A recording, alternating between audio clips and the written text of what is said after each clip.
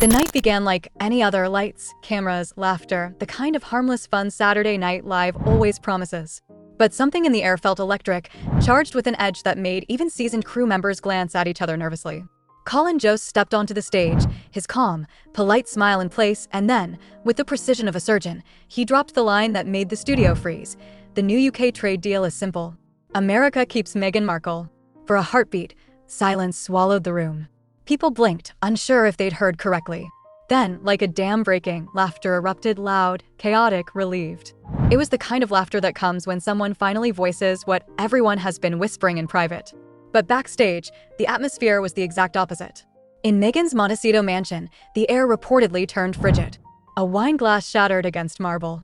A subtle but unmistakable signal: this wasn't just a joke. It was a crack in a carefully built world, a door swinging open to rooms she never wanted anyone to enter, but the quietest jab was the deadliest. A fleeting mention, a whisper of Prince Andrew and certain private islands. No names, no explanation, just a feather tossed into the wind that landed like a brick. Backstage, panic spread like wildfire. Meghan's team knew immediately which ghost had been summoned, one she had spent years meticulously burying. Not a public scandal, not a tabloid headline. Just a ghost, whispered only in hushed corridors and private industry circles. But this wasn't the Duchess, the humanitarian, the icon the world thought it knew. This was pre-royal, pre-suits Meghan, the hardworking actress next door version, sold as relatable, grounded, modest. And yet, nothing about these images whispered modesty. The timing alone was explosive. Meghan was preparing a reinvention, a new wine label, media ventures, a lifestyle empire, and suddenly, from a past she never acknowledged, these images resurfaced. People didn't ask, is that really her? They asked, how did she get there? Because Suits-era Meghan was never meant to walk among billionaires on private yachts. This world isn't casual. It's curated, invitation only. No one ends up on those yachts without someone powerful putting their name on the list. One insider said bluntly, and just like that, whispers thought long buried began to stir again. They threaded themselves into Colin Jost's joke, ready to ignite. People weren't staring at the luxury anymore. They were staring at a timeline that didn't add up. The Meghan the world knew then. The aspiring actress talking about yoga at dawn, manifesting dreams, working tirelessly, didn't match the woman laughing on a boat that likely required billions just to move. The contrast wasn't just shocking.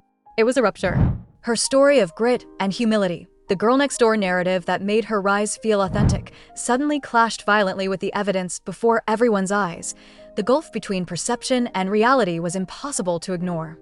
On one side, a young actress struggling on modest sets, working tirelessly, earning her way one audition at a time. On the other, a sun-soaked yacht, crystal glasses, private invitations, and a world reserved for royalty and billionaires. The contradiction didn't just whisper, it screamed. And that scream exposed the first fractures in the carefully constructed fairy tale. To understand why these images hit like a thunderclap, you have to understand the empire Meghan had built. Every tweet, every staged photograph, every aspirational lifestyle post was a brushstroke in a masterpiece of her own making. Yoga at sunrise, handwritten notes, girl power manifestos, and avocado toast breakfasts. A modern Cinderella story, polished and safe. This wasn't merely branding. It was currency.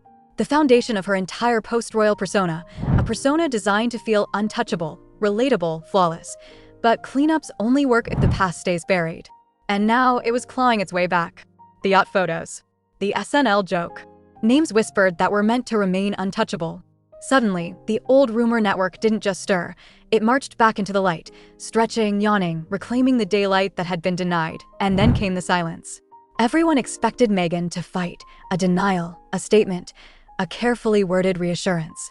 But there was nothing. No words, no posts, no Instagram cryptic messages in gold script. Only a lockdown. No staged appearances, no paparazzi bait, no accidental coffee runs.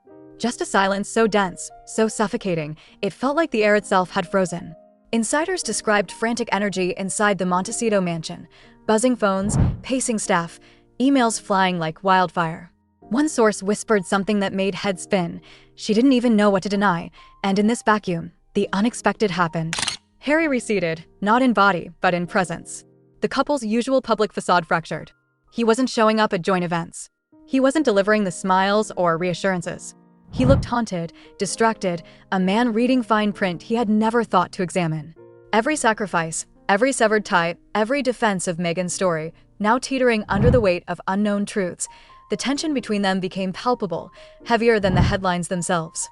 Meghan fought to hold her story together. Harry, for the first time, was reading chapters of her life that had been hidden from him, questioning what he had built his world around, and this is where the real scandal begins. Not the joke, not the photos, not even the chaos inside Montecito. The scandal is the illusion itself. For years, Meghan curated her rise with meticulous precision, the underdog turned duchess, the humanitarian icon, the cell-made modern fairy tale.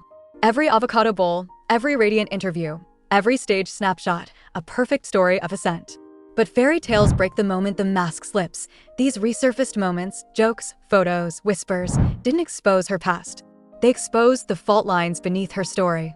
Suddenly, the question wasn't, is that Meghan on the yacht? It was, what else hasn't been told? And once the world begins questioning, it notices the pieces that never fit, the glamour, the connections, the missing chapters, the calculated reinventions. The illusion flickers. The mask cracks and the world is peering through. Waiting. Watching. Every insider knows it's only the first spark. A fire is beginning and nothing will stop it from spreading.